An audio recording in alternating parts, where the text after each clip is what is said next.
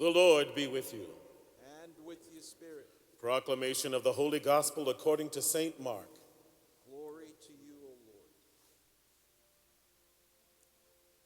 Lord. A leper came to Jesus and kneeling down begged him and said, "If you wish, you can make me clean." Moved with pity, he stretched out his hand, touched him, and said to him, "I do will it. Be made clean." The leprosy left him immediately, and he was made clean. Then, warning him sternly, he dismissed him at once. He said to him, "See that you tell no one anything, but go, show yourself to the priest, and offer for your cleansing what Moses prescribed. That will be proof for them." The man went away and began to publicize the whole matter. He spread the report abroad so that it was impossible for Jesus to enter a town openly. He remained outside in deserted places, and people kept coming to him from everywhere.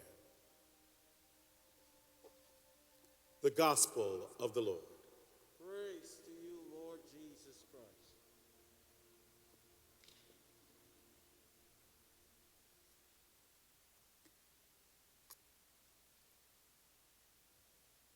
When you walk through a storm, hold your head up high and don't be afraid of the dark. At the end of the storm is a golden sky and the sweet silver song of a lark. Walk on through the wind, walk on through the rain, though your dreams be tossed and blown. Walk on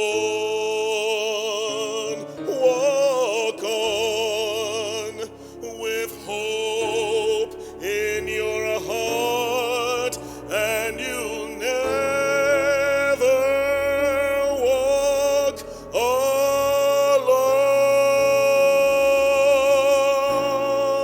You'll never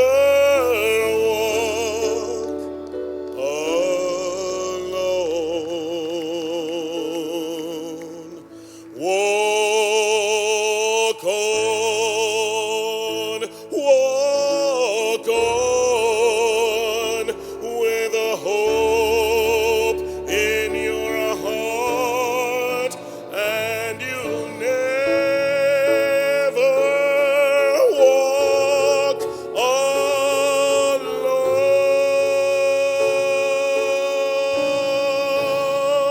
You'll never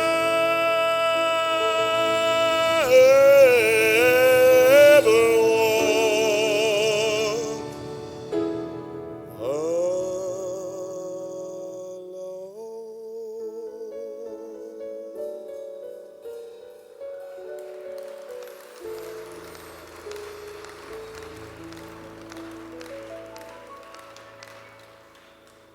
This week in our first reading and in our gospel, we hear about leprosy. None of us knows anything about leprosy. We ain't never seen it. We've heard about it. We wouldn't know what to recognize. We would not be able to judge anything about leprosy. But we sure know about this pandemic, don't we? Yes, we're getting tired of wearing masks, and now they tell us we should wear two. They tell us we should stay inside, but nobody wants to stay inside even though it's 35 below zero. We are tired of it. And yet, we understand disease.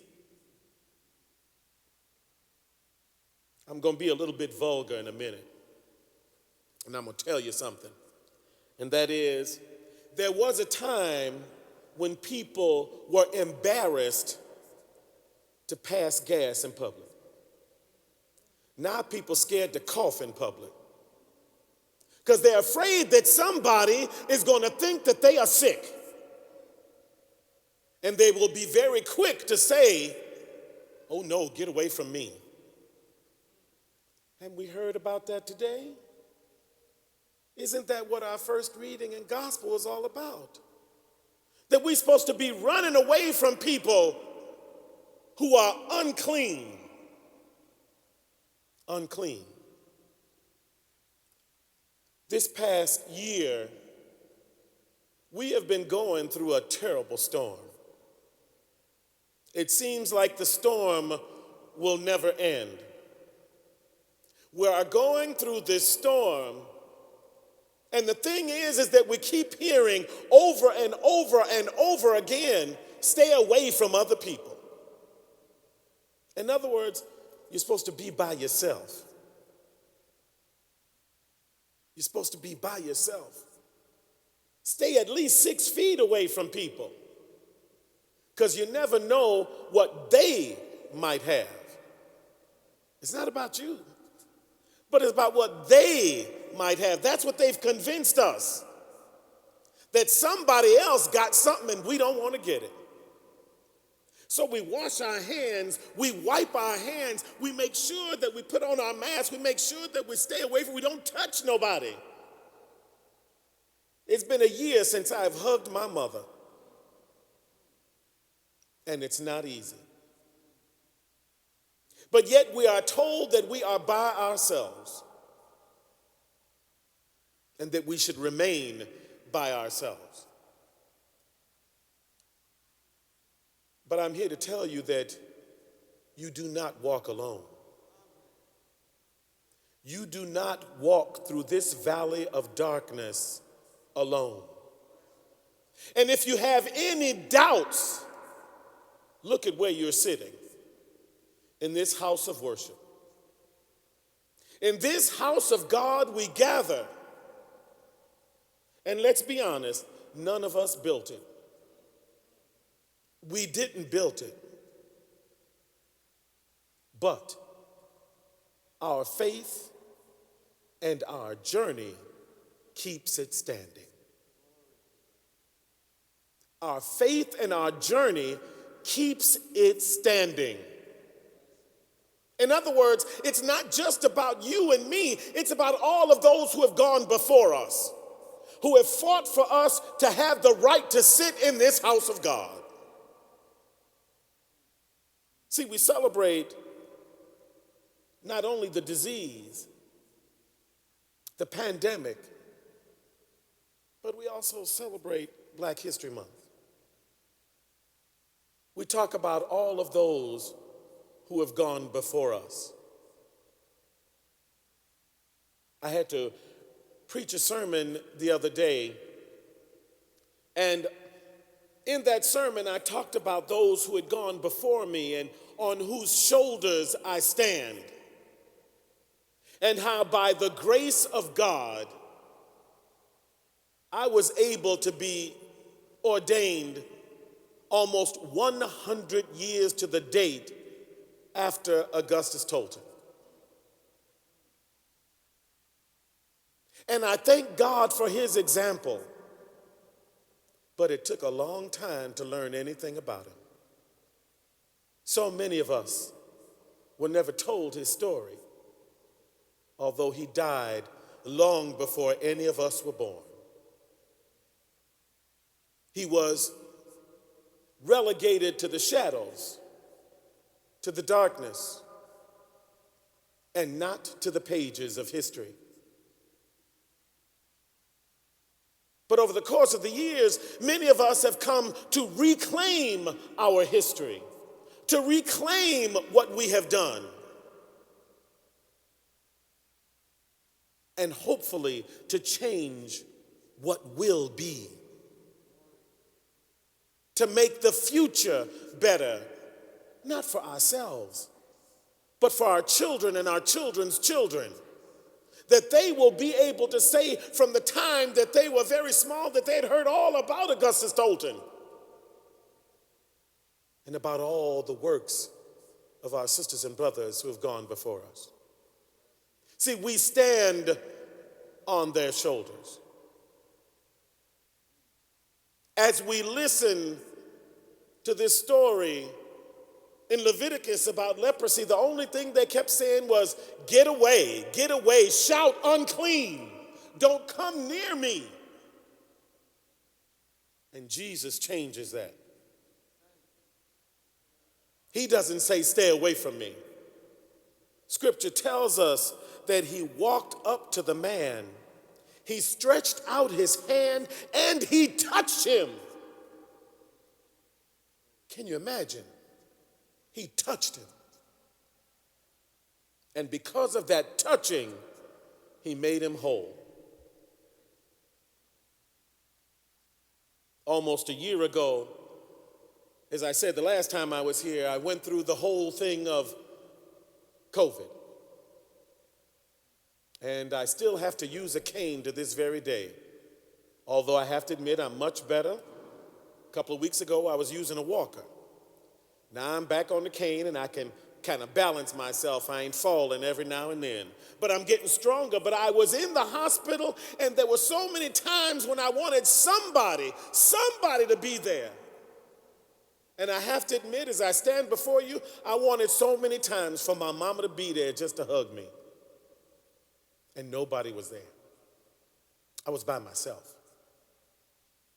And even though my journey in the hospital was only for a couple of weeks, it was a couple of weeks of feeling isolated and very much alone, just like in Leviticus. And I have to tell you that even when I got out, I finally got a chance to go home, and they locked me in my room. Stay here. You got to stay here for 2 more weeks. I said, that's okay. At least I know somebody is next door. But the thing is that then after I got out and everything was all right, people would say, how you doing? I said, well, I'm getting along a little bit better after having gone through, the coronavirus. And as soon as you say that, people start doing this. They don't want to come near you. And they think that you should still shout out unclean, unclean. Now, my sisters and brothers, we all know that there are moments in our lives when we are really unclean. The times when we start talking about folks. The times when we start acting nasty to folks. The times that we start to think evil thoughts. Those are the times that we are unclean. Unclean. And my question is, we don't regard our sinfulness as being unclean. Why? Because we can cover it up. We can cover it up. We can put on some nice clothes and put that makeup on. And of course, can't nobody wear lipstick now because can't nobody see it. But everybody can get good and they can smell good. But the inside is rotten. And we know it. We know it because we don't do anything to fix it. We don't do anything to fix it. This man wanted to fix it. And Jesus said, I do will it. I do will it. And he touched him and he made him well. We too have to be able to go to Jesus to let the Lord know that we have made mistakes and that we want to better ourselves. And it's not about covering up all of this stuff with some nice stuff on the outside, but making sure that the inside is clean as well. That the inside has been fixed. Because Jesus does will it. Only thing is, we got to go and see him and let him know that we want you to do it. Too many people want to sit back in all of their sinfulness and make it look good and sit in their nice little cars, or they want to sit in their nice little houses, or they want to sit in their nice little clothes.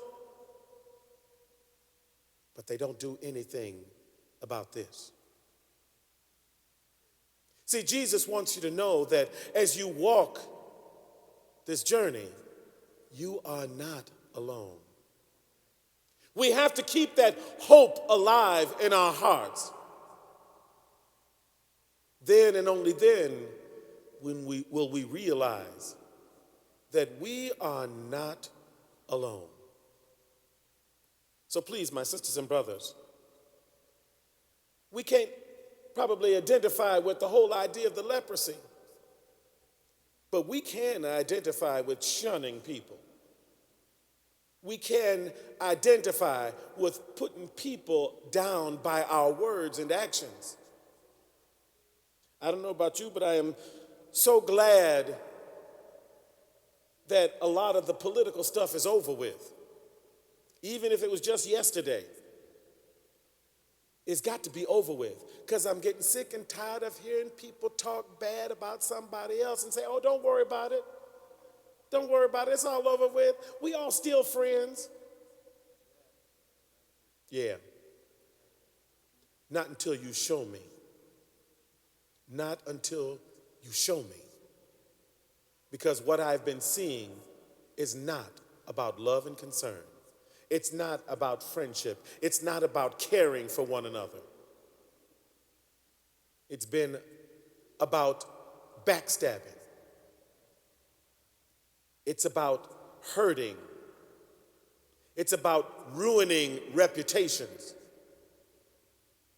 And that's not what we as Christians should be all about. So we got to check ourselves, my sisters and brothers. Jesus wants us to walk on with that hope in our hearts. And then we realize that we are not alone, that our God is with us, that our God gives us what we need, and that it's not just us today, but it's about planning for the future. See, all those people that walked the walk and talked the talk way back when, especially in our black history, oftentimes they were relegated, as I said, to the shadows. But now their light is beginning to shine. And we have to make sure that others see that light. And may the shining of that light truly light their paths in the future, so that they can imitate them and not necessarily what they see right now on the television. So my sisters and brothers, hold your head up. Hold it high. You come from a wonderful people, a people who have been hurt, a people who have been put down, but a people who always rose and made sure that they were not defeated. Do yourself the favor of teaching that to all that you come in contact with by what you do and by what you say, holding your head up. Keep it high, my sisters and brothers. Walk on, walk